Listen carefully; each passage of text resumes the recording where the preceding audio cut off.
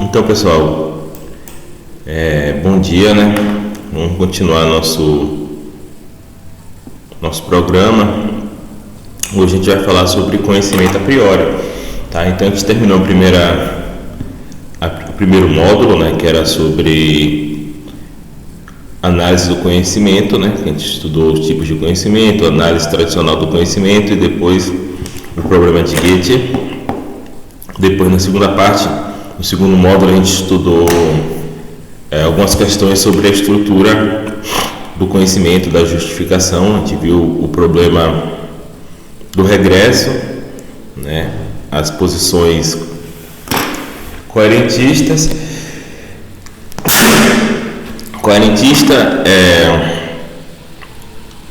infinitista e fundacionista. Viu alguns problemas do fundacionismo. Daí a gente viu as posições externalistas e falou um pouco sobre o ceticismo. Agora a gente vai começar a estudar as fontes do conhecimento, né? Ou seja, as faculdades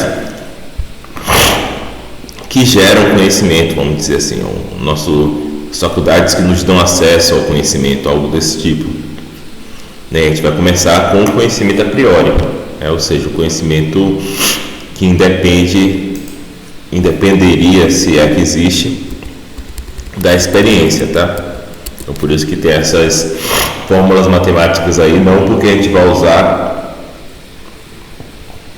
fórmulas matemáticas, mas porque a matemática é tida como um dos exemplos do conhecimento a priori, né? Um matemático, quando um matemático prova que raiz de 2 é um número irracional, ele não precisa sair checando pelo mundo, coisas que medem raiz de 2 de tamanho, algo desse tipo, né? Ele faz uma demonstração que é uma demonstração a priori nesse sentido, que ela independe da experiência. Então a gente vai estudar esse tipo de conhecimento que, como a gente viu, é importante na filosofia, principalmente para filósofos racionalistas, né? Como Descartes.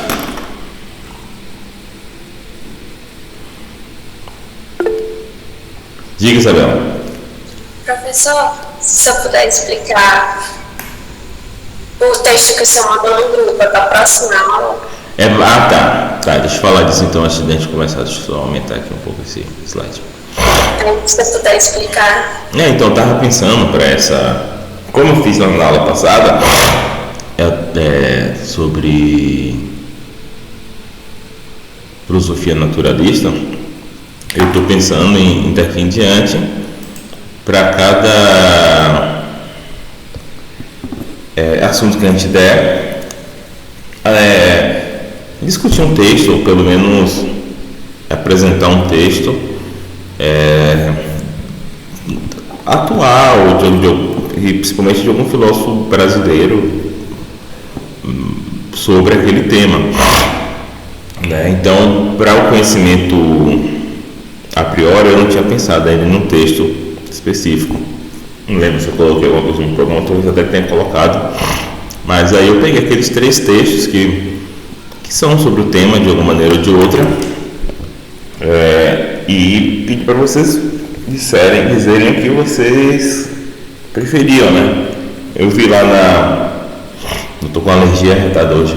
Eu vi lá no grupo do WhatsApp que o texto do Pedro sobre epistemologia da modalidade venceu a votação lá.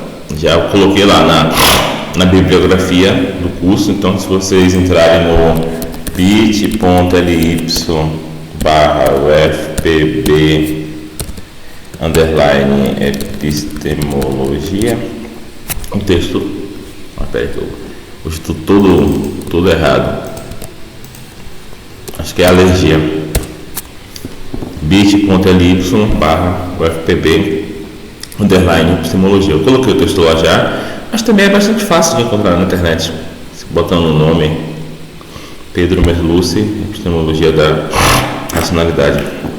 Tá? Então, Pedro é um bom filósofo da minha geração. Acho que ele estava dando aula no Rio Grande do Norte acho que ele acabou de passar num concurso na UFRJ, né, no Rio de Janeiro, que é de onde ele é. Não, se bem que ele estudou em Minas. Esse texto aí dele é um texto, acho que ele escreveu, né, porque ele estava no doutorado ainda, talvez, mas de qualquer forma é um texto interessante porque a gente tem pouca bibliografia sobre epistemologia da modalidade em português, né? Eu até tenho um artigo meu que é no tema, mas eu acho que é menos introdutório, e tem até um compêndio, né, um dicionário de epistemologia que está para ser lançado aí. Eu acho que vai lançar dentro em breve, porque eu já recebi os textos revisados para dar uma olhada, em que o verbete de epistemologia da modalidade foi eu que escrevi. Mas eu acho que o texto de Pedro, por enquanto, é uma boa introdução. Se olharem lá os textos, tem algumas fórmulas de lógica, não muito, dá para ler sem se importar muito com essa questão. Tá, então, o ponto da epistemologia da modalidade, e para explicar aqui por que isso tem a ver com conhecimento a priori, é saber como é que, supostamente, muitos argumentos da filosofia e até no cotidiano, a gente parece ter conhecimento, ou pelo menos a gente julga ter conhecimento, não só sobre o que ocorre, né? O que é o caso. Em filosofia a gente chama isso aí de conhecimento sobre a atualidade, o mundo atual, né? Em filosofia a gente usa o termo atual como oposição a meramente possível, né? Então, atual é o que ocorre de fato, né? Então a gente tem conhecimento sobre o que ocorre de fato. A gente sabe, por exemplo, que, sei lá, Bolsonaro ganhou a eleição de 2018, né? Isso, por mais que a gente não possa não gostar, é algo que ocorreu, né? Só que a gente às vezes parece ter, a gente pelo menos julga ter conhecimento sobre o que era possível de ocorrer, mesmo que não tenha ocorrido, né? Então, por exemplo, sei lá, não sei se vocês gostam de Fórmula 1, mas Felipe Massa perdeu um campeonato na última curva, né? Ele cruzou a linha de chegada sendo campeão, e na última curva Hamilton passou um cara lá, que foi o Glock, o Timo Glock, e nisso o Hamilton foi campeão. Daí a gente parece acreditar que, seria possível que Massa tivesse sido campeão, se as circunstâncias tivessem sido minimamente diferentes, né? Sei lá, se o Hamilton tivesse errado na última curva, se tivesse chovido um pouco menos, né? Porque Hamilton passou o Glock exatamente por isso, né? Porque choveu e o Glock não estava com pneu de chuva, estava com pneu de pista seca. E nisso o Glock ficou muito lento e o Hamilton passou na última curva. Então a gente tende a acreditar que era possível que Massa tivesse ganhado aquele campeonato que ele de fato perdeu. Se as coisas tivessem sido um pouco diferentes, né? Então, isso que quer dizer com conhecimento modal, né? Ou seja, conhecimento sobre o que é possível e sobre o que é necessário também, né? Necessário aqui no sentido de que algo ocorre necessariamente sem impossível que ele não ocorra, né? Para algumas coisas a gente julga que não só aquela coisa ocorreu, mas ocorre necessariamente, né? Por exemplo, fatos matemáticos, né? 2 mais 2 é igual a 4.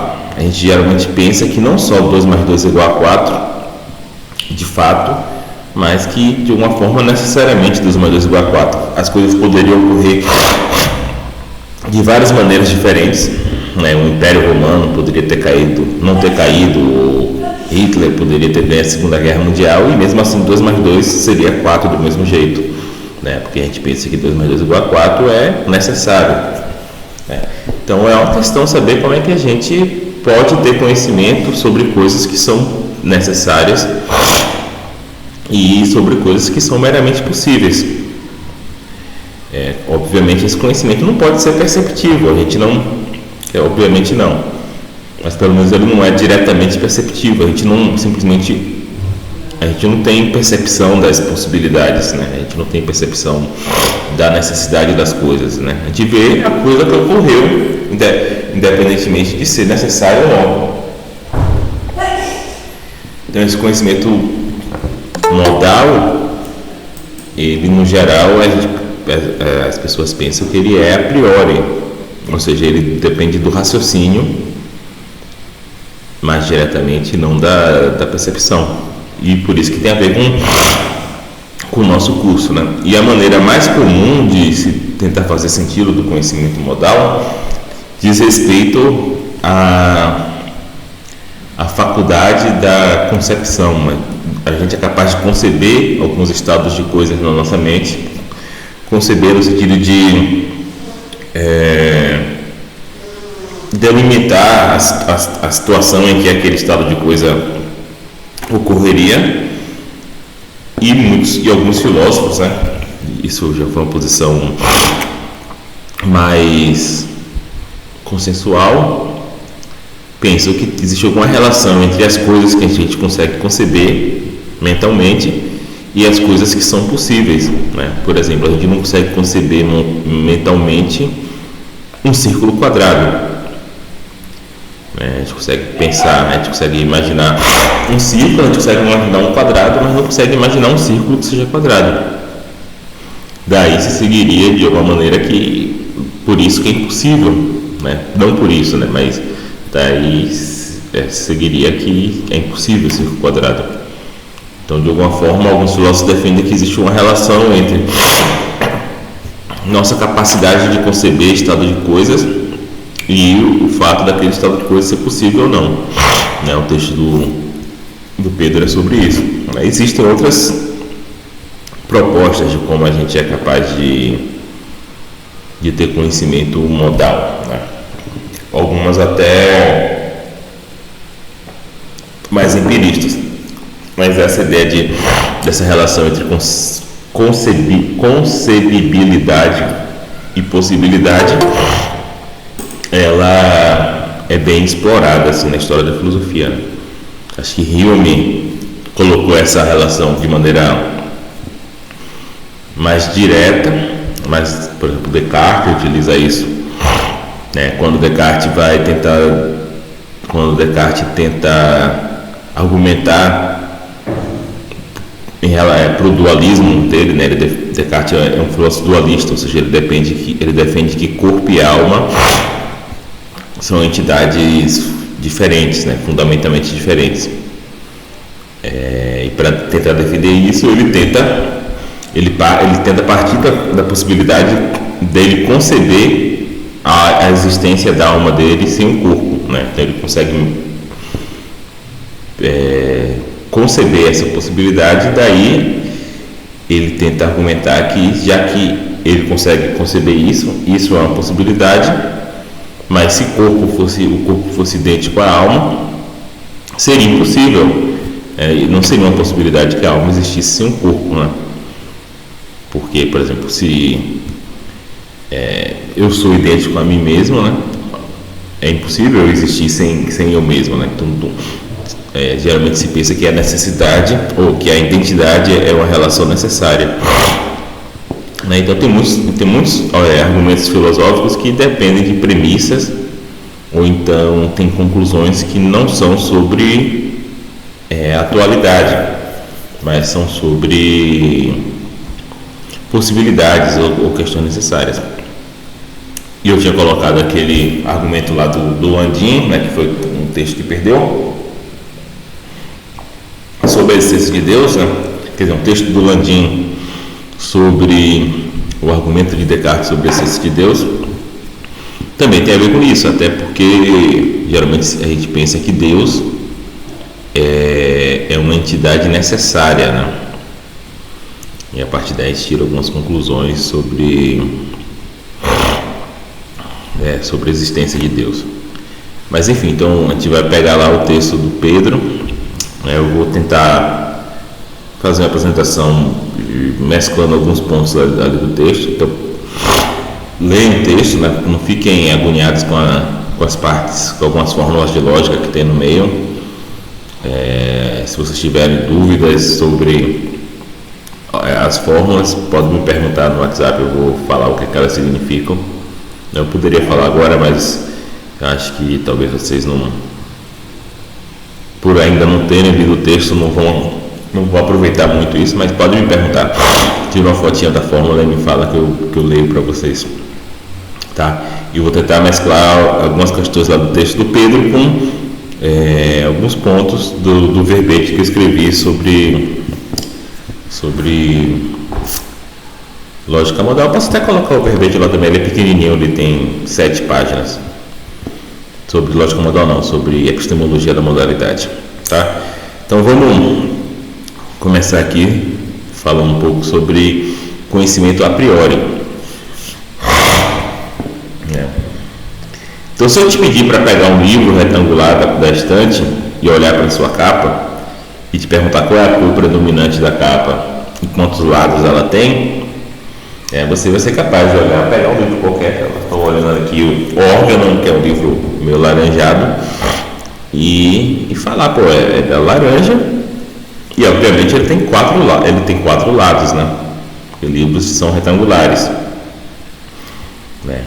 Então, para saber a cor da capa de um livro, a princípio você precisa olhar o livro, ou pelo menos precisa que alguém tenha olhado o livro e te diga. O áudio está duvidoso. Tá, então, para você saber a cor da capa de um livro, você precisa olhar o livro, né? Você precisa ter uma informação perceptiva sobre o livro. Ou, pelo menos, precisa que alguma outra pessoa olhe, sei lá, hoje em dia até um computador consegue, né, o Google consegue organizar imagens por cor predominante, né? Mas você precisa que alguém analise aquele livro de alguma forma e te diga, né, te dê informação, te dê um testemunho sobre a cor do livro, né? Então, das duas maneiras, você precisa a informação sobre a cor da capa de um livro, ela é fornecida através da experiência, seja a experiência de primeira pessoa, perceptual, ou a partir do testemunho de outras pessoas sobre a experiência que elas tiveram sobre a capa daquele livro, né? Então, isso aí seria um exemplo de conhecimento a posteriori, tá? Depois a gente vai voltar a essa terminologia.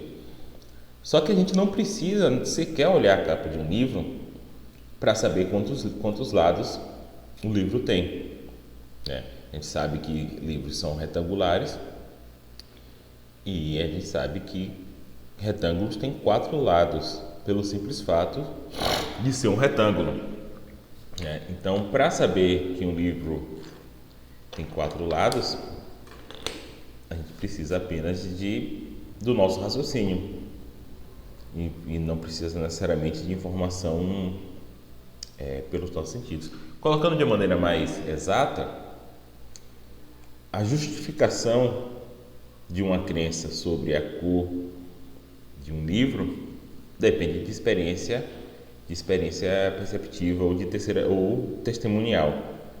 Por exemplo, se alguém te pergunta por que você acha que o livro é laranja, né? O tipo de coisa que você responderia, né, pensando aqui numa noção internalista de justificação, o tipo de coisa que você responderia seria, né, eu sei porque eu olhei o livro, ou eu sei porque alguém me disse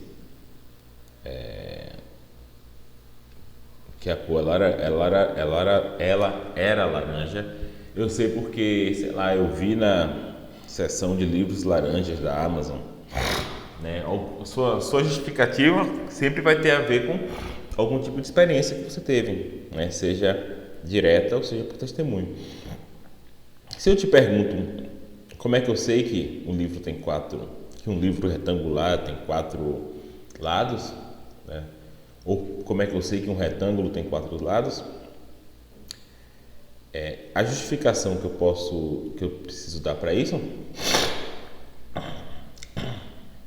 ela não precisa apelar para a experiência necessariamente, né? Eu posso dizer que eu sei, simplesmente porque eu sei que ele é retangular e retângulos têm 4 lados, né? Faz parte do próprio conceito de algo ser um retângulo, que algo tenha 4 lados, né? Da mesma forma, se alguém me perguntar como é que eu sei que solteiros não são casados,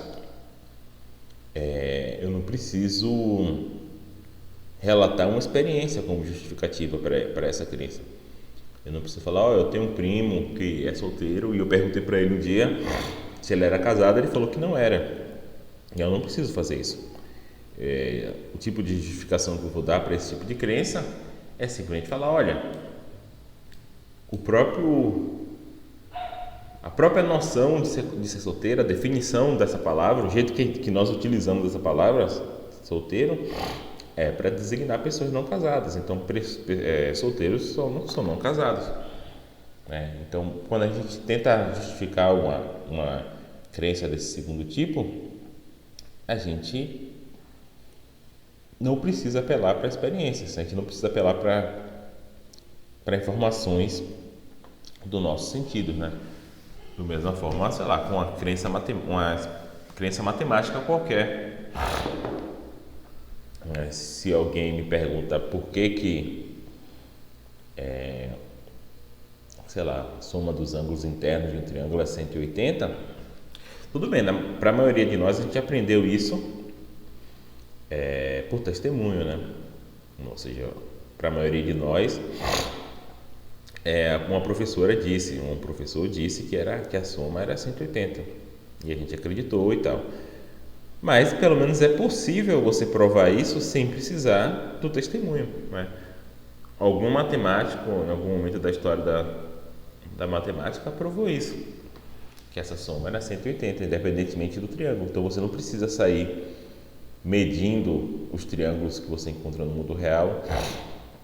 Você não precisa necessariamente de testemunho, apesar de, como eu disse, para a maioria de nós, a gente sabe disso por testemunho, né? Mas você não precisa, né? Então, esse tipo de conhecimento que a gente tende a chamar de conhecimento a priori, tá? O conhecimento que é justificado pela experiência. Então, perceba essa diferença, gente. A questão aqui não é como de fato eu adquiri o conhecimento, tá? Eu posso ter adquirido qualquer conhecimento, por exemplo, pela experiência, tá? Eu posso ter adquirido conhecimentos matemáticos pela experiência de ter lido um livro de matemática, tá? E além disso, para eu saber que solteiros são não casados, eu preciso ter aprendido português, né? Eu preciso ter aprendido a falar minha língua. Então, de alguma forma, esse conhecimento depende da experiência, tá? Só que o conhecimento, o que a gente chama de conhecimento a posteriori é o conhecimento cuja justificação sempre depende da experiência, tá? E o conhecimento a priori é o conhecimento cuja justificação pode não depender da experiência. Você pode justificar aquela crença sem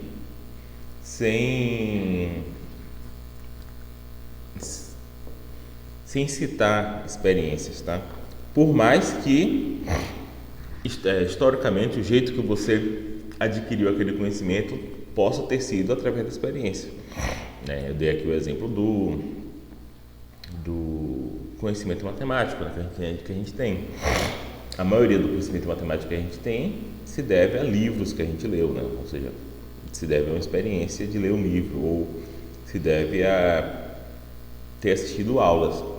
Mas o ponto aqui, que a gente chama esse conhecimento de a priori, porque a princípio você não precisa da experiência para justificar esse conhecimento. Você poderia justificar através de uma prova matemática, por exemplo. É uma prova mesmo. Ou você poderia justificar, no caso solteiros ou não casados, esse conhecimento apenas falando do sentido das palavras, tá? Mesmo que para você ter aprendido o sentido daquelas palavras, você tenha que ter aprendido português, né? Aprendido a linguagem na qual você está discutindo.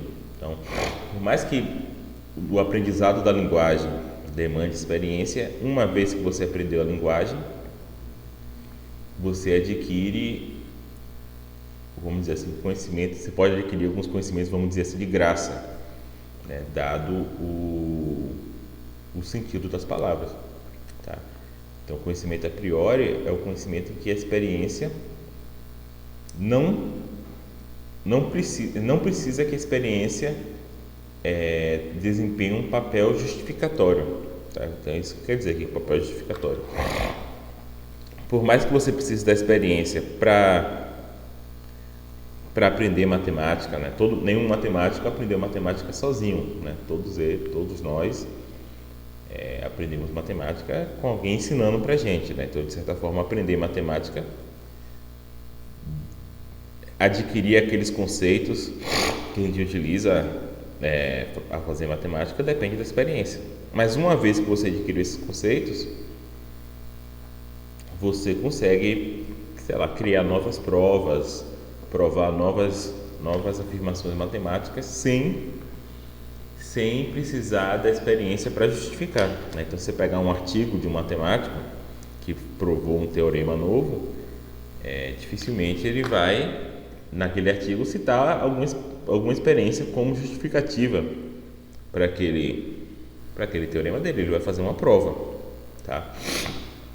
Então, nesse sentido que esse conhecimento é a priori, ele não precisa da experiência para justificar a crença, né? Por mais que talvez você precise da experiência para adquirir os conceitos relevantes para ter a crença, tá? Então, a noção de conhecimento a priori, ela é compatível com você ser um empirista, ou seja, é compatível com você acreditar que toda informação que você tem como ser humano, em última análise, vem da experiência, tá? O ponto aqui não é se em última análise aquela informação veio da experiência, mas que não é necessário você citar a experiência expressamente para justificar aquela crença, tá? Então, por isso, geralmente se pensa que o conhecimento matemático é a priori, que esse conhecimento que a gente tem sobre o sentido das palavras, etc., é a priori. E, às vezes, a filosofia tenta defender que a gente tem conhecimento a priori de outras coisas, como, por exemplo, da existência de Deus, da sua própria existência, né? Então, o penso logo existo de Descartes é um argumento a priori, né? Perceba que ele não está citando nenhuma experiência nesse argumento. Ele está falando, olha só,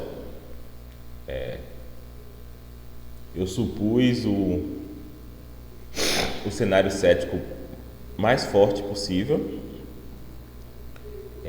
mesmo nesse cenário, se eu penso que eu existo, eu estou certo, porque mesmo que o gênio maligno esteja me enganando o tempo todo, para ele me enganar eu preciso existir. Logo, minha crença de que eu existo é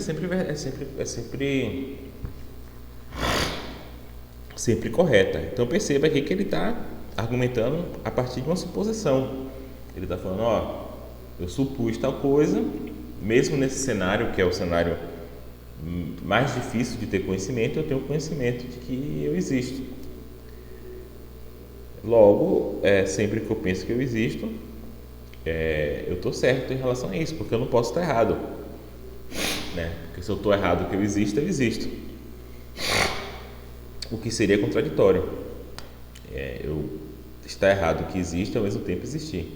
Logo, eu tenho que estar certo quando eu penso que eu existo. Então, nessa justificação dele da crença eu existo, ele não cita nenhuma experiência específica, tá?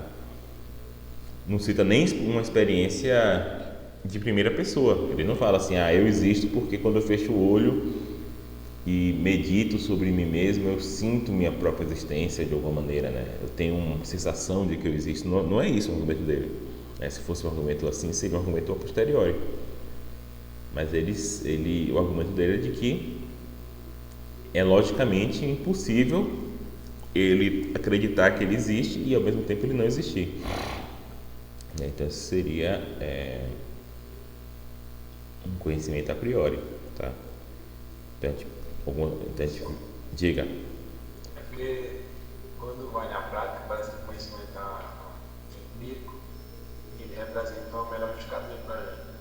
Mas, por exemplo, um professor, quando vai ensinar uma criança o que é um retângulo, ele utiliza, por exemplo, uma certa representação material, que é um retângulo. Ele desenha no quadro. Uma caixa de sapato. Uhum. Aí a criança, ela associa melhor, ela de alguma forma ela adquire aquela representação. Uhum. E nesse caso, essa equação, no das contas, ela é um conhecimento a priori, porque é justificado por si mesmo e ela não precisa dessa experiência para que de fato seja um conhecimento a priori.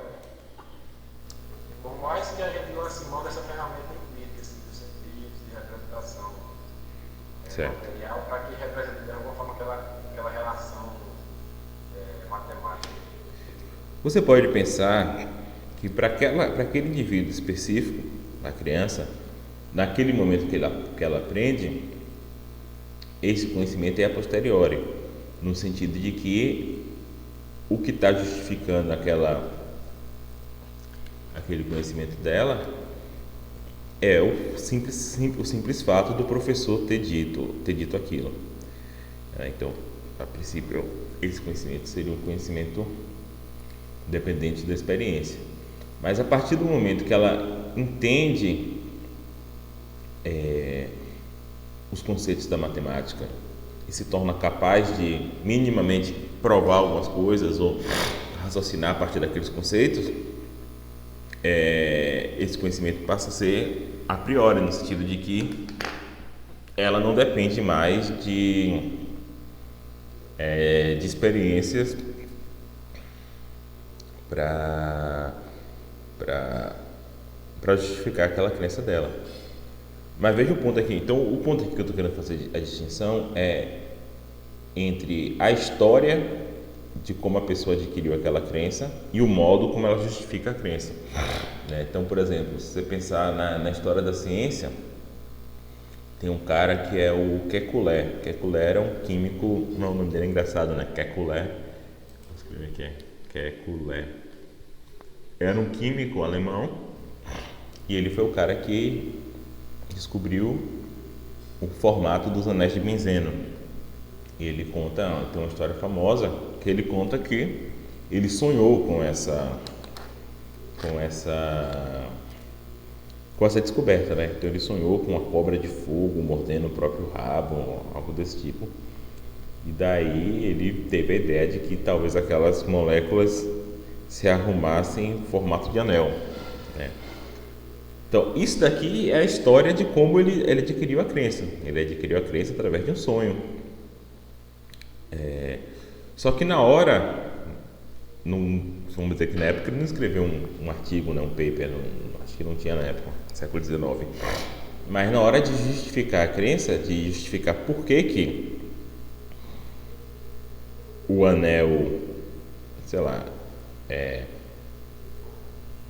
aquela molécula tem que se arrumar desse jeito, ele justificou de outra maneira. Tudo bem, essa justificação dele, mesmo no artigo, ainda é a posteriori, né? Porque no caso da química depende de informações sobre de experimentos, etc., né? De como aquela substância se comporta em experimentos. Então é a posteriori. Mas o ponto aqui que eu estou querendo chamar a atenção é para a diferença entre essas duas coisas: o contexto da descoberta, ou seja, como de fato ele descobriu aquilo, foi por um sonho, poderia ser por qualquer jeito maluco, e o contexto da justificação, né? Então, da mesma forma, por mais que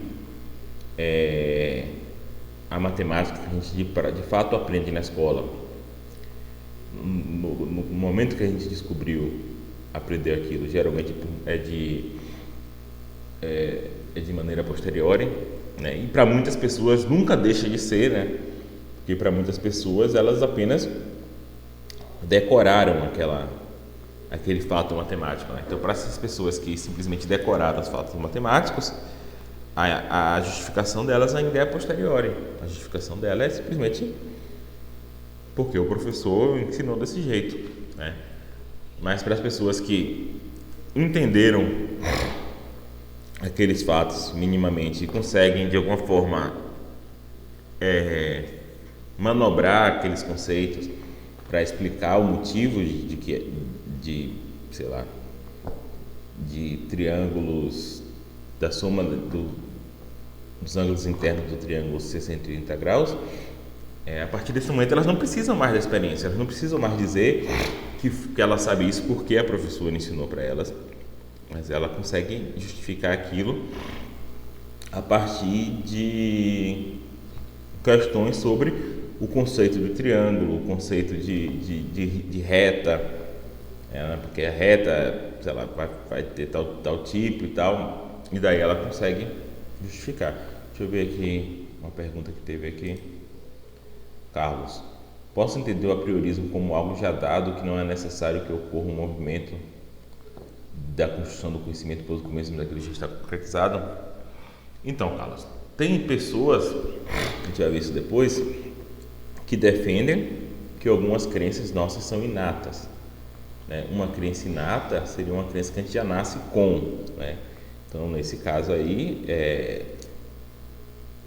você poderia pensar que você poderia ter conhecimento, você já nasce com algum tipo de conhecimento, né? E obviamente, se você já nasce com algum tipo de conhecimento, esse conhecimento precisa ser a priori, né? Já que você já nasceu.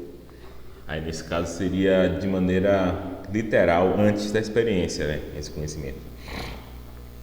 Porém, não necessariamente, como eu disse, alguém defender que existe conhecimento a priori, não, você pode ser um empirista e defender que existe conhecimento a priori, certo?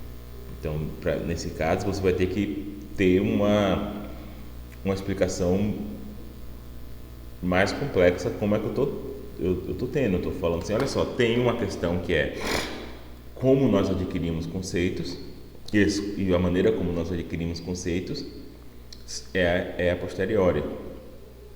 A gente adquire conceito porque nosso pai ensinou, enfim, por viver em uma cultura, a gente aprende, por exemplo, a linguagem, a língua portuguesa, né? No caso que nós somos brasileiros. Então, a maneira como eu adquiro a língua portuguesa, eu adquiro conceitos matemáticos, adquiro conceitos em geografia, etc., qualquer ciência, é a posteriori, né? Geralmente eu aprendo esses conceitos lendo ou algum professor me ensinou. Mas para alguns assuntos, como matemática, por exemplo, uma vez que eu adquiri esses conceitos, eu consigo justificar algumas crenças sem precisar me apoiar na experiência.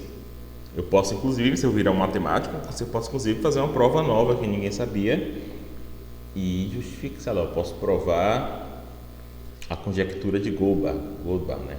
A conjectura de Goldbach é a afirmação de que todo número maior que 3, todo número não primo, todo número par, na verdade, é maior que 2, é a soma de dois primos, né? Então, se você pensar, o número 6 é a soma de 3 mais 3, né? 3 é primo. O número 8 é a soma de 5 mais 3, que são dois primos. O número 10 é 5 mais 5. O 12 é 7 mais 5. O 14 é 7 mais 7. Enfim, para qualquer número que você pegar, qualquer número par, com algum trabalho você consegue saber que ele é a soma de dois primos. Porém, até hoje ninguém nunca conseguiu provar essa tese geral de que todo número par é a soma de dois primos, né? E obviamente a gente não consegue provar isso listando os números pares e mostrando para cada um quais são os primos que que somados dá aquele número, porque tem infinitos números, né? Então sempre tem a possibilidade que talvez lá na frente da reta dos números, né? Sei lá num número bem alto, a conjectura não funcione. Então você precisa de uma prova geral. E essa é uma prova que ainda não temos, né? Mas quem sabe eu posso estudar matemática e fazer essa prova. E certamente quando eu fizer essa prova, eu não vou citar minha experiência. Não vou falar que, sei lá, das coisas que eu vi ou das coisas que eu testemunhei. Essa prova precisa ser uma prova, sei lá, um manejo dos próprios conceitos matemáticos para justificar aquilo. Então, nesse caso, seria um exemplo de conhecimento a priori. Tá? Mas vamos ver, a gente vai tratar desses pontos melhor que no decorrer da aula. Então, vários filósofos defendem que os exemplos a seguir são casos de conhecimento a priori. Tá? Verdades matemáticas simples, como 2 mais 2 igual a 4, bem como outras mais complexas, como o Teorema de Pitágoras, a soma do quadrado dos catetos de um triângulo é igual ao quadrado da hipotenusa. Né? Então, claro, para cada uma dessas afirmações, sempre vai ter filósofos que defendem que não, né? No caso aí tem um filósofo que é o Mill, né? John Stuart Mill, que defende que verdades matemáticas são a posteriori, ou seja, a gente aprende, a gente justifica que 2 mais 2 é igual a 4, pegando 2 laranjas, mais 2 laranjas, colocando junto e chegando a 4, né? O problema disso, obviamente, é que os números naturais são infinitos, né? Então, para qualquer que seja o tamanho do universo, sempre vai ter um número maior do que o número de partículas do universo, né? Então, como é que a gente justificaria o conhecimento que a gente tem desses números muito grandes? Né? O Mill, ele vai defender que, na verdade, esse conhecimento aí é um conhecimento indutivo, né? A gente analisa vários números pequenos e a partir daí a gente de alguma forma generaliza para todos os números. Mas isso daí é uma posição menos aceita, tá? A posição mais aceita é que conhecimento matemático é de fato a priori. 2. Então, um aí seria conhecimento matemático. 2. Verdades que são captadas por definições, como, por exemplo, os solteiros são não casados, né? Então, isso aqui seria, a gente vai ver depois, verdades analíticas, né? Ou seja, verdades em que você seria capaz de saber aquilo simplesmente porque você tem a posse do conceito, né? Simplesmente porque você entende o que é um solteiro, você já sabe, vamos dizer assim, de graça, que solteiros são não casados, pelo simples fato de você ter entendido o conceito de solteiro. Ou que triângulos têm 3 ângulos, né? Triângulos têm 3 ângulos. Pelo simples fato de você ter entendido o sentido da palavra triângulo, você sabe que triângulos tem 3 ângulos. Tá? 3. Afirmações metafísicas, né? Então, essa aqui já é mais questionável, né? Como a que nada é completamente vermelho e completamente verde, né? De que tudo tem uma causa, de que Deus existe, etc. Claro que esses pontos aqui são mais questionáveis, mas o primeiro ponto, ele parece ser um bom exemplo, né? A gente sabe que nada é completamente vermelho e nada é completamente verde ao mesmo tempo, né? E por mais que isso pareça ter a ver com nossa experiência do mundo, né? O fato de a gente nunca ter experimentado algo completamente verde e completamente vermelho ao mesmo tempo, obviamente a ausência de experiência não é suficiente para você justificar a impossibilidade de algo, né? várias coisas que a gente nunca experienciou, elas são possíveis, né? Simplesmente a gente não experienciou, né? Um exemplo que às vezes é dado assim, um exemplo comum é a ideia do cisne negro, né?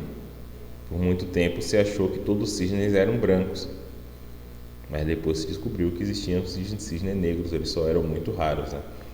Então, pelo simples fato de a gente nunca ter visto nada vermelho, completamente verde, não parece ser suficiente para justificar essa afirmação, que é muito mais forte, né, de que isso é impossível de alguma maneira, ser completamente verde, completamente vermelho.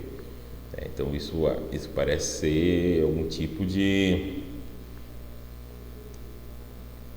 lei mais geral sobre como as coisas funcionam, né? Então seria uma lei da metafísica isso daí. E para justificar essa lei você provavelmente vai precisar citar fatos que não dizem respeito à sua própria experiência. Então por isso seria também conhecimento a priori. 4. E essa também é mais, acho que está meio que na ordem de mais consensuais e menos consensuais, né? 1 e 2 é mais consensual, são mais consensuais, apesar de que o 2 é mais consensual do que o 1, mas 3 e 4 já são mais complicados. Verdades éticas, como que o homicídio é errado. Tem pessoas que pensam que é possível justificar a ética de maneira moral, né? De maneira a priori. Então, por exemplo, Kant, na Metafísica dos Costumes, ele tem toda a argumentação de de qual é a lei moral, né, e tenta justificar essa lei moral a partir de considerações a priori. Para Kant, a lei moral se deriva da noção de racionalidade. E ele tenta mostrar no livro que só existe uma lei moral que é compatível com a racionalidade, né? Que é o que ele chama do princípio do imperativo categórico, né? Então ele tenta justificar o imperativo categórico a partir de considerações a priori sobre liberdade, sobre racionalidade, como eu disse, sobre generalidade das leis morais, etc. Né? Então tem pessoas que pensam que a lei moral é algo que você pode saber a priori. Obviamente, quem pensa que a moralidade é relativa a uma cultura, algo desse tipo, dificilmente vai achar que você consegue saber leis morais de maneira a priori, né? Você só conseguiria saber a lei moral de tal cultura analisando aquela cultura. Mas alguns filósofos pensam que a moralidade é universal e muitas vezes procuram dar justificativas a priori de por que a moralidade tem que ser de determinado jeito e não de outro. Tá? Então isso aqui que eu disse antes, isso aqui é importante. Há um sentido em que a experiência está envolvida na aquisição de todas as crenças, né? Por exemplo, se você é empirista, você acha que todas as ideias que estão na sua cabeça, todos os conceitos que você tem, em última análise, se derivam da experiência. Então, há um sentido que a experiência está envolvida na aquisição de qualquer crença. Para saber que solteiros são não casados, eu tenho que saber o que significa solteiro, tenho que saber o que significa não casado, tenho que saber o que significa homem ou pessoa. E essa compreensão linguística é adquirida por meio de lições, de instruções, de você ouvir as outras pessoas falando a língua, né? Ou seja, práticas que envolvem algum tipo de experiência, né? Determinar se a verdade acima expressa é conhecida a priori é uma questão que tem a ver com perceber se necessitamos de qualquer experiência para justificar a crença, tá? Então a questão do a priori não quer dizer que a gente não precisa da experiência para adquirir a crença. Significa que uma vez que a gente tem a crença, ou seja, que a gente tem os conceitos necessários né? Para você ter uma crença, você precisa ter os conceitos necessários para ter aquela crença, né? Alguém que não tem determinados conceitos, alguém que não adquiriu os conceitos necessários para estudar, para entender, sei lá, mecânica quântica, não é capaz de ter determinadas crenças, né? Por mais que ela saiba usar a palavra, ela saiba a palavra mecânica quântica, talvez na boca dela aquilo não signifique nada. Ela não tem os conceitos necessários para ter crenças naquela área. E para adquirir esses conceitos você precisa de experiência. Mas o ponto aqui não é sobre como você adquire a crença, mas como você justifica a crença, né? Claro, no caso da física, no caso da mecânica quântica, né? Se alguém já leu algum livro explicando mecânica quântica, sei lá, um livro introdutório, algo desse tipo, você vai ver que ali várias crenças, várias questões são a posteriori, no sentido de que muitas vezes para explicar alguma coisa, né, para defender por que algo é de determinada maneira, o físico ele vai precisar de experimentos, né? Então ele vai, se pegar um livro de mecânica quântica, às vezes vai estar falando ali do experimento das fendas, né? O cara solta ali um feixe de elétrons e tem duas fendas, né? Quando tem uma fenda, parece que ele se comporta como partícula, né? Vou cometer aqui o risco de explicar esse experimento, que talvez eu explique errado, mas você tem um feixe de elétrons, você tem uma paredezinha aqui, você tem só uma fenda no meio para passar os elétrons. Aparentemente parece que quando tem uma fenda só, e você tem aqui atrás um papel que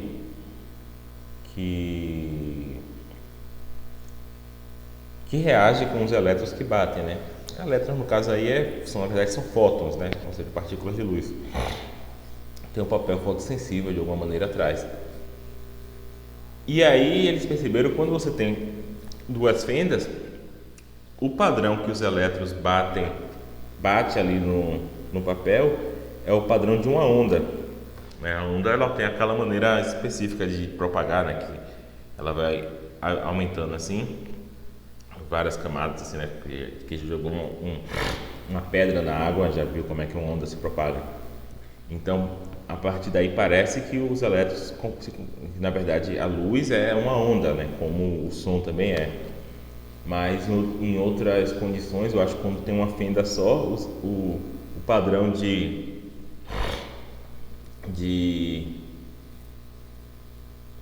como os elétrons batem no papel parece o de partículas, como se estivesse sendo várias partículas sendo lançadas de maneira mais ou menos aleatória. Então daí se supõe que a luz ela tem essa dualidade, onda e partícula e tal. Então isso daí, quando eu cito esse experimento, aí esse conhecimento é a posteriori, porque eu dependo de um experimento para dizer que as coisas são assim.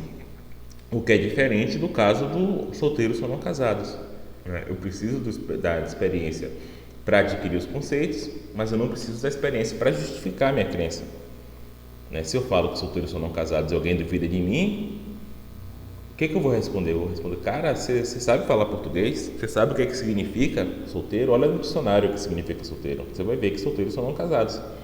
É assim que eu reagiria se alguém duvidasse que solteiros são não casados. Eu pediria para essa pessoa checar no dicionário. Eu não daria informações sobre meu vizinho que é solteiro e também é não casado. Não falaria sobre pessoas que são solteiras. Não citaria uma pesquisa, não citaria um experimento, tá? Então nesse sentido que o conhecimento é a priori, ele não depende de experiência na sua justificação, por mais que eu dependa de experiência para adquirir os conceitos, tá? Caso, diga. Então o conhecimento a priori seria mais uma ferramenta de justificação do que como que a gente adquire uma crença ou um conhecimento, né? Eu não, assim, o que tem a ver, o que está em jogo no conhecimento a priori é como a justificação é feita e não como a gente adquire a crença, tá? Porque perceba, se o que tivesse em jogo era como a gente adquire a crença, a oposição entre a priori e a posteriori, ela se fundiria a oposição entre conhecimento inato e conhecimento a partir da experiência, né? Nesse sentido. Então, se a oposição entre a priori e a posteriori tivesse a ver com o modo como a pessoa adquiriu a crença, a única maneira de ter uma crença a priori seria nascendo com ela, né? Porque todo o resto dependeria da experiência, né? Então, como existem filósofos que defendem que você nasce com determinadas crenças, né? O Descartes é o caso mais famoso, né? Descartes pensa que você nasce com todas as crenças já na cabeça, tá? Deus já te faz, né? Para Descartes, Deus já te faz com todas as crenças na cabeça, todas as crenças possíveis, tá? Crenças que você nunca vai ter, como por exemplo crenças sobre ele não sabia sobre planetas tão distantes, né? Mas crenças sobre Alpha Centauri já está na sua cabeça, já está tudo na sua cabeça.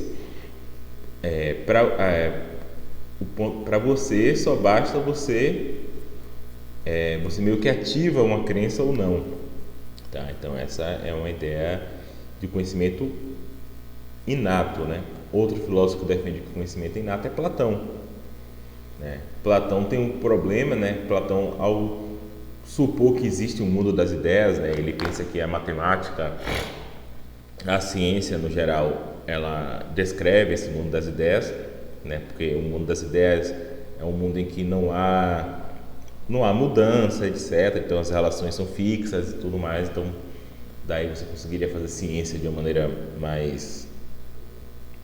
melhor, né? Só que ele tinha um problema, a gente não vê as ideias, a gente não tem experiência das ideias, como é que a gente pode ter conhecimento das ideias? E o modo como Platão tenta sair desse problema é o seguinte, é falar que a gente já nasce com esse conhecimento, né? Então no caso de Platão ele pensa que antes de nascer a gente era uma alma, e quando a gente era uma alma a gente estava em contato direto com as ideias, e a partir do momento que a gente nasce, quando a gente é incorporado, a gente de alguma forma esqueceria esse conhecimento que a gente já tem, esqueceria no sentido de perder o acesso a ele, e ao fazer matemática, por exemplo, você lembraria desse conhecimento que você tinha das ideias antes de você nascer, né? Então tem filósofos até que defendem isso, mas o ponto é que posições inatistas em filosofia são cada vez mais menos aceitas, entendeu? Então, para manter essa distinção entre a priori e a posteriori, ela não pode ter a ver com o modo como você adquire a crença. As crenças, como é que você adquire os conceitos, porque a maioria das pessoas pensa que para a maioria dos conceitos, para a maioria das crenças, você adquire de maneira a partir da experiência. Então, o ponto aqui é saber como você justifica essa crença, tá? Se você justifica de maneira, ou se você apela para a experiência para justificar, ou se você não precisa apelar para a experiência para justificar, tá? Então, Carlos pergunta aqui: outras experiências ou outros fatos reais podem ser usados para afirmar que certo conceito não pode ser dado como a priori? Não entendi muito bem o que você quis dizer, não. Tá, depois tenta explicar de novo.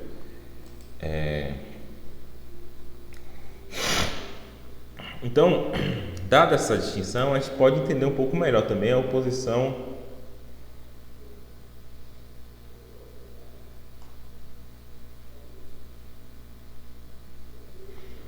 não, Carlos, se você apela para a experiência de outros para justificar sua crença, é posterior do mesmo jeito, tá? Porque você está apelando para a experiência do mesmo jeito, e você está apelando não só para a experiência do outro, mas para o testemunho, né? Então os outros tiveram essas experiências e te falaram de alguma maneira.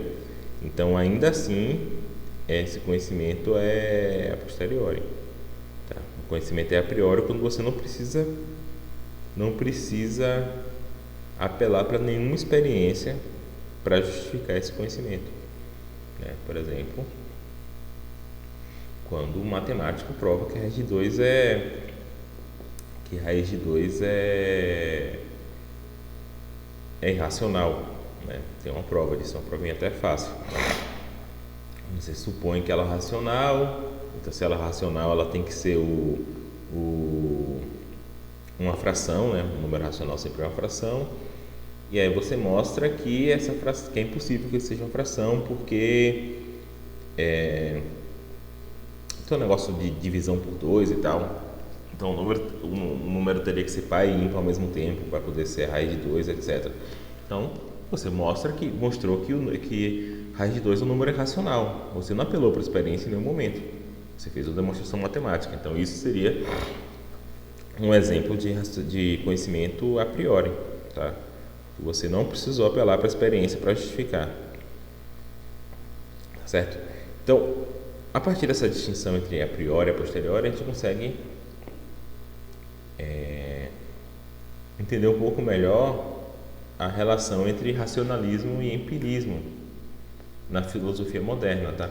Então, os racionalistas, como Descartes, como Leibniz, como Malebranche, etc., acentuam a importância do conhecimento a priori, tá? Então, o racionalista ele tende a pensar que o conhecimento a priori é mais amplo, né?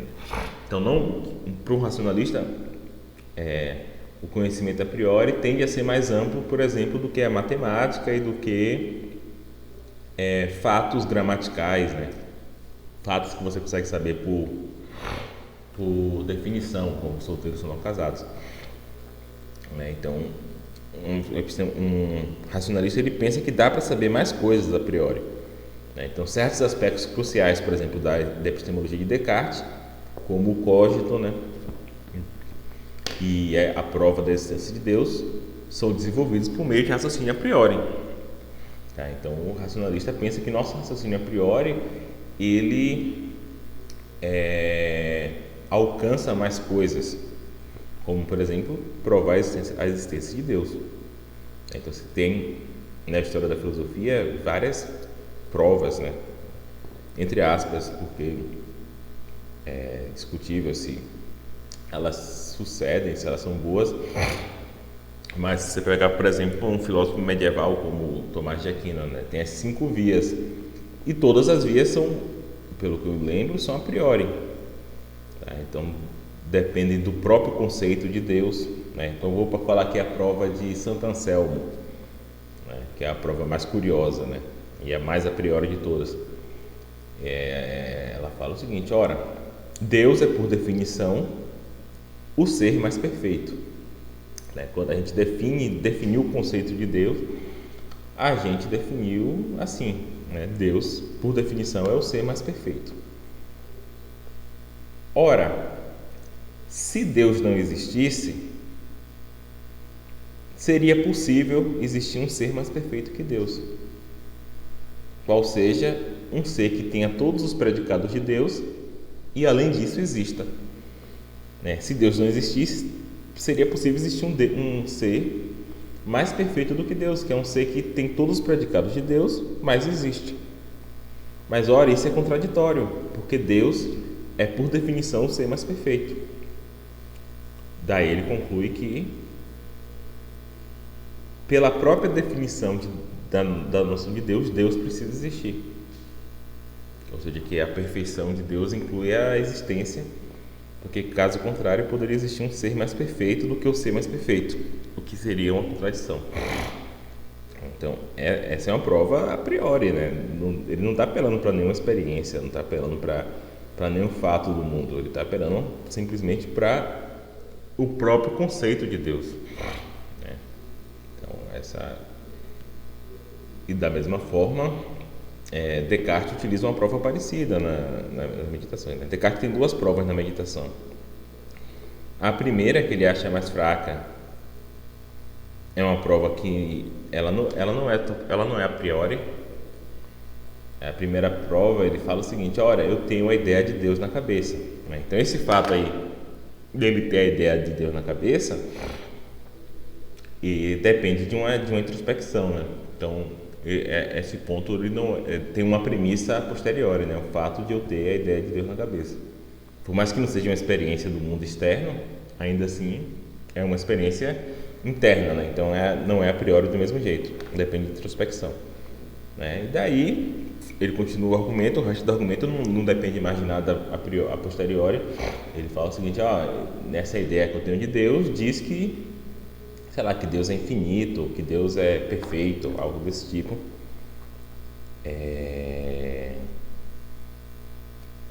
E aí ele apela para uma premissa dizendo que as causas necessariamente são mais perfeitas do que as consequências. Então ele fala assim, por exemplo, se eu faço um autômato, né, um robô, esse robô ele é menos perfeito que eu, ele é menos inteligente que eu, porque não seria possível eu fazer um robô que fosse mais inteligente do que eu, porque eu teria que ser mais inteligente do que eu para poder projetar um robô que é mais inteligente do que eu. Então ele tem essa premissa de que as causas são mais perfeitas que a consequência. E aí ele chega à conclusão de como é que a ideia de Deus pode conter a ideia de perfeição se eu não sou perfeito. Como é que eu posso ter criado essa ideia?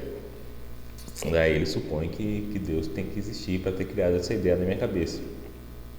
Então essa primeira prova ela não é totalmente a priori. Só que a segunda é mais parecida com a de Santo Anselmo, né? É a ideia de que seria contraditório Deus não ser perfeito, ou Deus não existir. Mas enfim, então o racionalista, no geral, ele pensa que você consegue fazer mais coisas a priori, né? Você consegue saber algumas coisas sobre a estrutura da realidade, sobre, né, algumas teses metafísicas, consegue saber coisas sobre a moralidade, consegue saber coisas sobre o mundo mesmo, né? De maneira a priori, né? Então essa é a posição racionalista, na verdade. Tá? Não necessariamente um racionalista ele precisa pensar que esses conhecimentos são inatos. Ele precisa só pensar que eles não são a posteriori, tá? Ou que pelo menos que é possível saber verdades, vamos dizer assim, não triviais de maneira a priori. Então, depois de encontrarmos a demonstração a priori da essência de Deus, temos de proceder a observações. Não entendi nem o que eu escrevi aqui. Então, isso é um ponto interessante, porque como esse terceiro ponto aqui é o conhecimento a priori que permite, em última instância, justificar as crenças empíricas.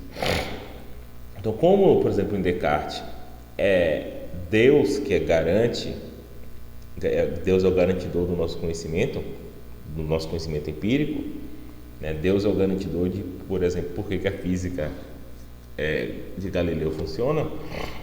Então, e a prova que eu tenho da essência de Deus ela é a priori, então de alguma forma é o conhecimento a priori que garante a justificação das nossas crenças empíricas, né? Então, por isso que eles são racionalistas. Eles pensam que o conhecimento a priori não só ele é maior do que um empirista permitiria, né? Ele não morre ali na matemática, no conhecimento gramatical, mas ele alcança mais, consegue provar, sei lá, a existência de Deus ou pelo menos leis gerais sobre a metafísica, etc.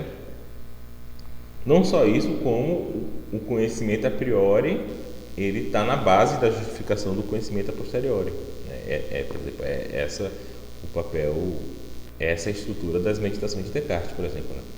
Então, claro, se você sendo um fundacionista, né? Já os empiristas, então os empiristas eles aceitam que algumas coisas podem ser conhecidas a priori, tá?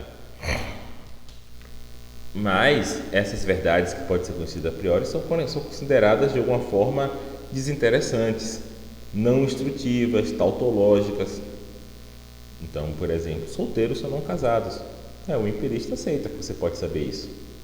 O empirista fala assim, realmente, uma vez que você tem um conceito, que você adquiriu o conceito de solteiro, Você adquiriu pela experiência esse conceito de solteiro, e você adquiriu o conceito de não casado pela experiência, você consegue, manejando esses conceitos na sua mente, saber que solteiros são não casados, e você não precisa de nenhuma justificativa nova para isso, né? Se você consegue manipular esses conceitos e criar novas crenças e novos conhecimentos de maneira a priori, certo? Então, um empirista, ele aceita isso, tá? Só que ele pensa que o conhecimento a priori, ele é trivial de algum sentido, ele é não substantivo, ele não é sobre o mundo, ele é sobre conceitos, né? O conhecimento a priori é simplesmente você remanejar conceitos de maneiras diferentes, tá? O que pode ser interessante, você pode esclarecer um ponto, né? Você pode pensar sobre aquele ponto, esclarecer, colocar ordem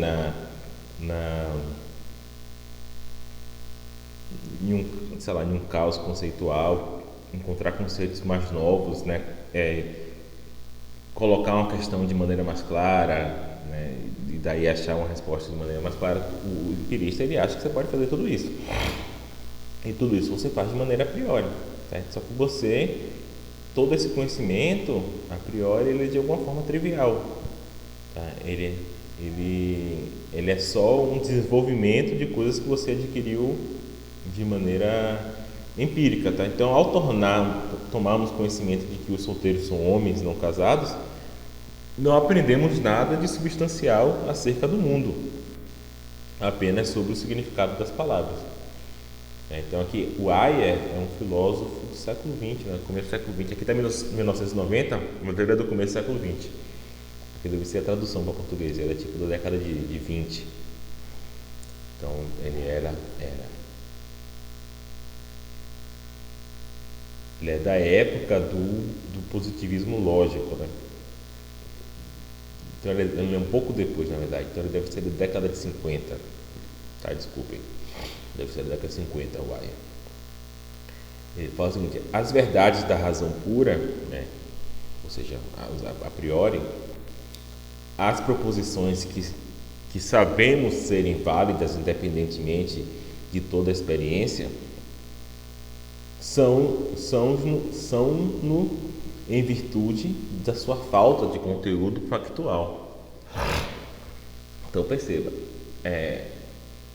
e isso aí até ficou mais óbvio, mais forte, quando você tem a teoria da informação, né, de Shannon. É a ideia de que verdades a priori, tudo bem, elas são verdades, você conhece essas coisas, mas como elas são verdades necessárias, elas não dizem nada sobre o mundo. Quando eu falo solteiros ou não casados, de alguma forma eu não estou dizendo nada sobre o mundo. Eu estou dizendo algo que é sempre verdadeiro. Então eu não estou informando meu interlocutor sobre nada, né? Quando eu falo, nossa, tem, sei lá, uma caixa de chocolate na geladeira, eu estou informando alguém sobre algo. Não é necessário que tenha uma caixa, e eu estou dando informação, olha, tem uma caixa. Então essa minha afirmação tem um conteúdo factual. Quando eu falo 2 mais 2 igual a 4, os solteiros são não casados, isso não tem nenhum conteúdo factual, porque eu estou falando coisas que sempre são verdadeiras. Então, o conhecimento a priori, para um empirista, muitas vezes ele é deficitário nesse sentido. Dizer que uma proposição é verdadeira a priori é dizer que ela é uma tautologia. E as tautologias, embora possam servir para nos guiar em nossa demanda empírica do conhecimento, não contêm em si mesma qualquer informação sobre qualquer questão de fato. Tá? Então, essa é a posição de um empirista, a posição mais forte de um empirista sobre o conhecimento a priori é isso. Tá bom, a gente tem conhecimento a priori, mas assim, é um negócio sobre manipulação de palavras, é uma questão só de manipular conceitos que a gente adquire de maneira posteriori, tá? Então, se você e já para um racionalista, né, um racionalista bem forte como Descartes, A verdade é até o contrário, né? O conhecimento a priori ele é mais fundamental do que o conhecimento a posteriori. Ele de alguma forma fundamenta o conhecimento a posteriori. Então você vê que são posições bem diferentes, né? E aqui ele falou da razão pura e eu lembrei do livro de Kant, né? Crítica da Razão Pura. E tem a ver com isso, né? Inclusive Kant é responsável por alguns dos vocabulários que a gente vai falar hoje. Então a crítica da razão pura é o seguinte: Kant estava tentando, nesse livro, a crítica da razão pura, Kant está tentando estabelecer os limites do a priori, né? Então ele está querendo mostrar até como é possível ter conhecimento substantivo a priori e ao mesmo tempo traçar limites. Então ele acha que os racionalistas passam dos limites sobre o a priori quando tentam falar de conhecimento a priori sobre Deus, sobre a alma, sobre a liberdade.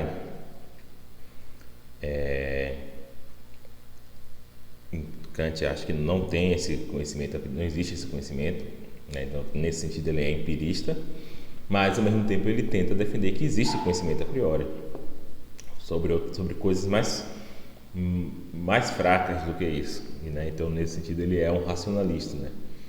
Então o livro dele é de certa forma uma tentativa de tentar juntar esses dois mundos aí, né? E aqui, gente, a gente vai falar de outra distinção que tem a ver com a distinção de conhecimento a priori e posteriori, mas não é a mesma distinção, tá?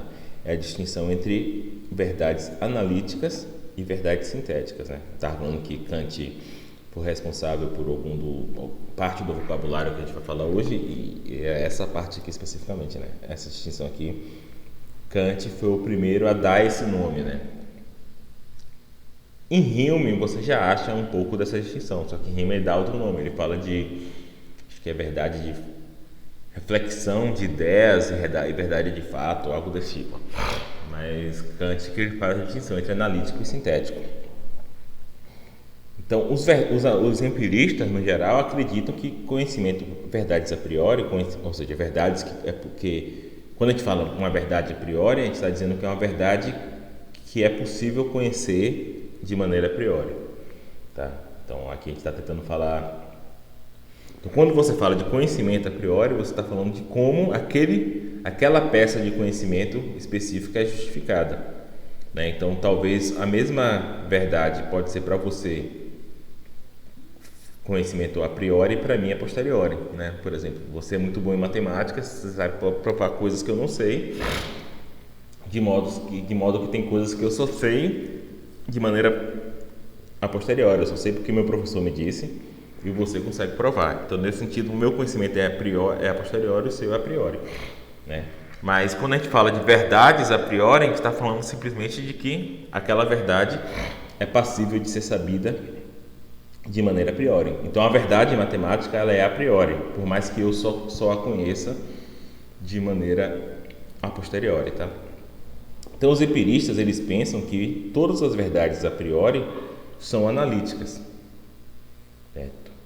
Ou seja, elas são verdadeiras em virtude do significado dos seus termos, certo? E que essa verdade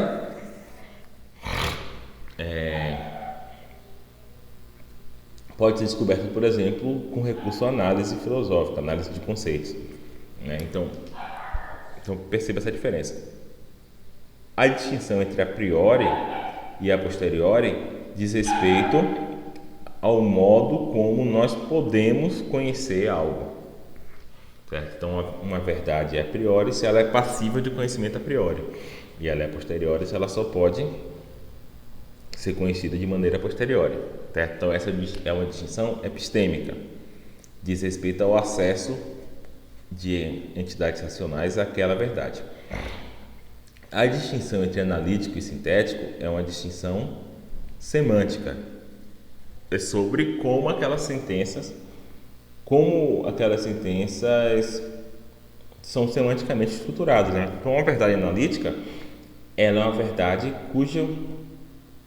cuja verdade só depende do significado dos termos, né? Kant, quando ele introduz essa noção da verdade analítica, ele fala o seguinte: uma verdade analítica quando o predicado ele somente o predicado de alguma forma já está contido no sujeito. Então, quando eu falo solteiros são não casados, esse conceito de não casado de alguma forma já está contido no conceito de solteiro. Então, Kant ele usa essa noção de continência, né? Quando eu falo, sei lá, livros azuis são azuis, o predicado são azuis, de alguma forma já está contido no sujeito livros azuis, né? Então, é como se eu tivesse pego um aspecto do conceito que está no sujeito e simplesmente tirei ele, né? Então, elas são verdades analíticas nesse sentido. Eu estou analisando, eu estou pegando aquele conceito do sujeito e quebrando uma parte e colocando no predicado, certo? Então, o predicado ela não acrescenta nada ao sujeito. Ele é apenas uma análise ele apenas chama atenção para alguma nota do conceito que já está no sujeito. Então, nesse sentido que elas são analíticas, né? Então, obviamente, aqui a metáfora que Kant está usando é a metáfora da química, né? Uma análise química é quando você pega uma substância e quebra ela, né, em partes. Isso que você quebra ela, você analisou ela, né? E a ideia de Kant é a mesma coisa aqui. Uma verdade analítica é uma verdade cujo predicado ela já está contido no sujeito, certo? Então, quando a gente falava da análise de conhecimento, né, a gente estava procurando isso. A gente estava tentando pegar esse conceito de conhecimento e quebrar ele em parte, né? Então, é por isso que conhecimento implica crença, conhecimento implica verdade, seriam verdades analíticas, né? E o contrário de uma verdade analítica é uma verdade sintética para Kant, né? Então, a verdade sintética é uma verdade em que o predicado acrescenta coisas ao sujeito, né? Então, a análise aqui, a metáfora aqui novamente é a química, né? Então, uma síntese na química é você sintetizar uma molécula, você pegar átomos, juntar e fazer a molécula, né? Então, de alguma forma, a verdade sintética, o predicado, ela acrescenta notas ao sujeito, acrescenta conceitos, né? Então, você fala, por exemplo, oncologistas são médicos, né? Isso seria uma verdade analítica. Qualquer um que sabe o conceito de o que é um oncologista sabe que um oncologista é um médico que trata do câncer. Então, quando eu falo oncologistas são médicos, o que eu estou fazendo é nada mais do que pegar uma nota desse conceito, ou seja, um aspecto desse conceito e explicitar. Então, isso é a verdade analítica. Oncologistas são médicos. Agora, se eu falo oncologistas são ricos, provavelmente isso é uma verdade, né? Ou são bens de vida, sei lá. Provavelmente isso é uma verdade, mas não é uma verdade analítica. Não faz parte do próprio conceito de oncologista que oncologistas são ricos, né? Ou seja, a riqueza aí é um conceito acrescentado, certo? Então, para eu saber que eu vou... Então, um empirista, ele pensa assim: olha, gente, verdades a priori são analíticas. As coisas, tudo bem, tem coisas que eu sei saber a priori, que eu consigo saber a priori, mas eu só consigo saber as coisas que são analíticas, ou seja, cujo predicado, eu só consigo saber a priori coisas que são analíticas, cujo predicado simplesmente quebra uma parte do conceito do sujeito, né? E isso casa muito bem, por exemplo, como eu falei, com a psicologia rudimentar de Hume, né? Então eu falei que Hume ele pensa que ao a gente perceber o mundo, a gente tem impressões do mundo e a partir dessas impressões a gente cria ideias na nossa cabeça, que são cópias das impressões. E a partir dessas ideias a gente consegue manipular essas ideias fazendo o quê? Quebrando elas, fundindo ela com outras ideias, etc, etc. Então por isso a gente consegue saber verdades analíticas a priori, porque a gente consegue simplesmente quebrar a ideia de oncologistas e entender que oncologistas são médicos, pela mera análise das ideias. Certo?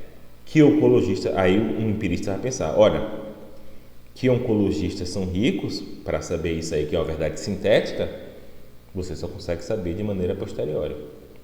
Tá? Então, um empirista, ele cola essas duas distinções que são, como eu falei, distinções de tipos diferentes, né? A distinção entre a priori e a posteriori é uma distinção epistêmica, a distinção entre analítico e sintético é uma distinção semântica. Só que o empirista ele fala que as duas coisas são, essas duas distinções elas coincidem, né? Toda verdade, todo conhecimento a priori é de verdades analíticas, e verdades sintéticas só dá para saber a posteriori. Então, as verdades sintéticas não dependem apenas do que os termos significam, mas também daquilo que o mundo revela ser. O fato de koalas comerem folhas de eucalipto não faz parte do conceito de koala, né? E não obstante isso é uma verdade. Só que a gente precisaria saber, olhar o mundo para saber que isso é verdade. Isso aqui é importante, como eu falei. Não devemos, no entanto, equiparar a distinção entre empírico e a priori, né? Ou seja, na verdade, o a posteriori e o a priori, com a distinção entre sintético e analítico. A primeira distinção entre a priori e a posteriori tem a ver com epistemologia, tem a ver com a fonte que pode justificar aquelas crenças. E a segunda distinção é semântica. O que está em causa é se certas verdades são verdades em virtude do significado dos seus conceitos. Então, apesar dessa diferença, o empirismo é a tese de que todo conhecimento é a priori. Todo conhecimento a priori é analítico e todo conhecimento empírico é sintético. Tá? E daí é que está o ponto, né? Kant, no Crítica da Razão Pura, né? Nesse sentido ele é racionalista, e a questão dele é exatamente essa. Depois que ele explica essa distinção entre analítico e sintético, ele fala o seguinte: a questão aqui é saber, existe conhecimento sintético a priori? Ou seja, a gente não consegue, essa é uma maneira de falar a mesma coisa que eu vou falar com outros termos agora. Existe conhecimento a priori não trivial, né? Porque pensa, o conhecimento analítico, ele de alguma forma ele é trivial, né? Apesar de que tem quem defenda que a matemática toda é analítica, né? Frege é notório por isso, né? Tentar defender que a matemática é analítica. Se a matemática for toda analítica, então o conhecimento analítico, no final das contas, não é tão trivial, né? Não sei se vocês concordam comigo, saber matemática não é tão trivial assim, saber fazer provas matemáticas não é tão trivial assim. Mas vamos tomar aqui como sinônimos, dizer que todo conhecimento a priori é de verdades analíticas, com a ideia de que todo conhecimento a priori é trivial em algum sentido. Então o empirista ele aceita que tem conhecimento a priori, só que ele acha que esse conhecimento é trivial, é conhecimento sobre o significado das coisas, etc, né? Então por isso que, por exemplo, um positivista lógico ele vai dar tanto importância para a noção de análise filosófica, né? Porque se todo conhecimento a priori é trivial e a filosofia é uma disciplina a priori, né? Apesar das questões que a gente viu na aula passada, tradicionalmente a filosofia é a priori, então a filosofia é um tipo de conhecimento trivial, né? A filosofia só pode ser análise de conceitos, né? E é isso que a gente viu lá na primeira parte do curso, né? Uma parte da filosofia que trabalha com análise de conceitos. Então ali ele está fazendo exatamente isso, conhecimento mais ou menos analítico a priori, né? Mas se a filosofia tem a pretensão de falar sobre coisas mais substantivas, como, por exemplo, a essência de Deus, da liberdade, do livre-arbítrio, da alma, etc., de maneira a priori, então, você precisaria ter conhecimento a priori de coisas não triviais, né? Então, por exemplo, eu sei que se uma coisa é completamente vermelha, então ela não é completamente verde. E para saber isso, eu não preciso observar vários objetos de várias cores ou experimentar pintar coisas de vermelho e verde. Mas então, isso se trata de um conhecimento a priori. Não parece, entretanto, ser uma verdade analítica, porque não faz parte do significado de verde, de uma coisa ser completamente verde, ou de uma coisa completamente vermelha, que ela não é completamente verde, né? Não faz parte do significado de verde que algo verde não é vermelho. Por que não faz parte desse significado, gente? Porque senão o conceito de verde seria um conceito impossível da gente ter.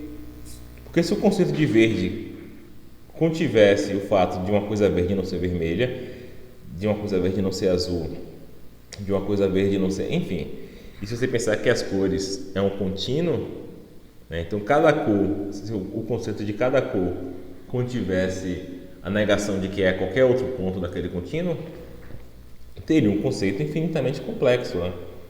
E não é assim, né? Então, se não ser vermelho fizesse parte do conceito de ser verde, ou não ser verde fizesse parte do conceito de não ser vermelho, o conceito ser vermelho seria analisável numa conjunção muito longa, ou provavelmente infinita, como não é azul, não é roxo, não é amarelo, não é ciano, não é azul marinho, não é etc. Então essa parece ser uma verdade sintética a posteriori, né? Então o dever de Kant, no Crítica da Razão Pura, o que ele se propõe a fazer é tentar explicar como é que a gente sabe essa afirmação aí que seria sintética a priori, mas, por exemplo, não sabe que Deus existe, que também seria algo sintético a priori, né? Então ele tenta explicar os limites do a priori, um pouco maior do que o empirista aceitaria. Hume, no tratado, ele termina de um jeito bem estranho, né? Ele fala assim: olha, gente, então todo conhecimento a priori é analítico. Então, se você pegar um livro e ele não tiver experimentos, ou seja, ele não tiver conhecimento a posteriori, e ele também não tiver fórmulas matemáticas, né, que seria a priori, queime ele, porque ele não está falando nada. Ou é um conhecimento a posteriori, baseado na experiência, daí pode ser sintético, ou ele é um conhecimento a priori, só que aí ele vai ser analítico. Então, se alguém está tentando te vender um conhecimento a priori que não é analítico, pode queimar. O que é estranho, porque o próprio livro dele tem várias afirmações a priori que não são analíticas, né? Isso é a mesma coisa, o mesmo ponto afligiu o Wittgenstein, né? O Wittgenstein também ele defende isso, que afirmações, grossíssimo modo, afirmações a priori que não são analíticas, elas são sem sentido. Defende isso. Quando você faz uma afirmação, sei lá, o ser, sei lá, o nada, tal coisa. Toda coisa tem causa, toda causa tem efeito, todo efeito tem causa, etc. Não, todo efeito tem causa, na verdade, é analítico, né? Se algo é efeito é porque ele tem uma causa, né? Todo acontecimento tem causa, aí seria sintético. Wittgenstein defende que isso daí é sem sentido. E aí, obviamente, o livro dele todo é sem sentido, porque o livro dele todo é sobre essas questões. E aí, o jeito que ele fala é o seguinte, então pense no meu livro como uma escada. Você vai aprender as coisas nele e depois você vai jogar ele fora, porque ele também é sem sentido. Mas pelo menos agora você lê o livro e você sabe que algumas coisas são sem sentido. Então, um empirista, ele muitas vezes ele tem uma noção muito estrita, né, do a priori. E Kant ele queria falar, não, ele queria explicar como é que a gente pode saber essas proposições aí que são sintéticas a priori. Para Kant a matemática é sintética a priori também, a geometria é sintética a priori. E como é que a gente pode saber essas coisas? Ou seja, como é que a gente pode ter conhecimento a priori? Não trivial, e ele tenta explicar isso no livro dele, e ao mesmo tempo ele tenta mostrar que a partir dessa mesma faculdade de ter conhecimento a priori, as pessoas tentam aplicar ela a coisas que elas não podem saber. E aí elas têm ilusão de conhecimento. Então Kant ele acha que a gente tem uma ilusão de que nós conhecemos Deus, nós temos a ilusão que nós conhecemos o fato de nós termos uma alma, que a gente tem a ilusão de achar que a gente sabe que a gente é livre, que a gente tem livre-arbítrio. E ele tem toda uma parte do livro que chama Dialética Transcendental, eu acho.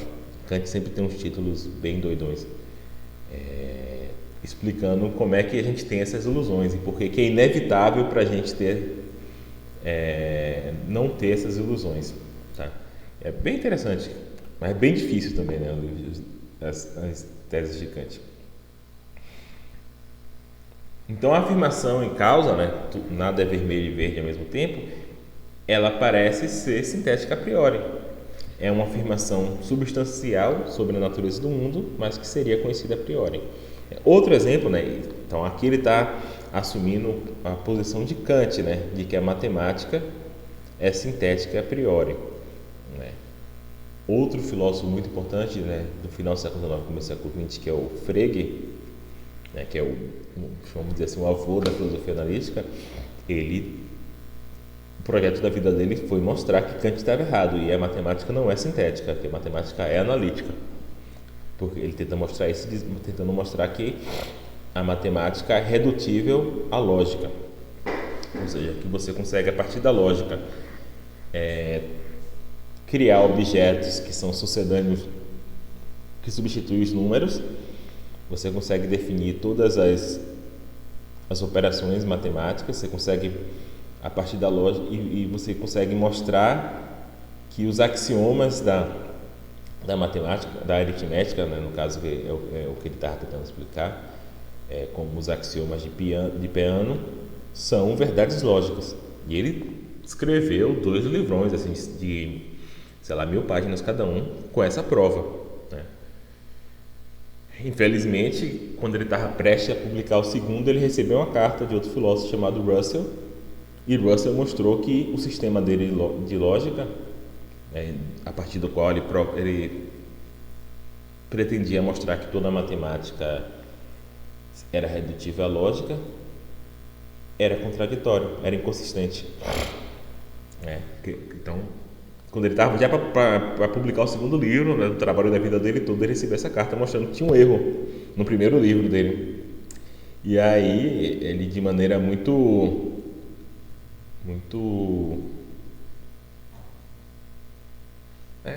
a palavra que a gente tem em português é hombridade, né?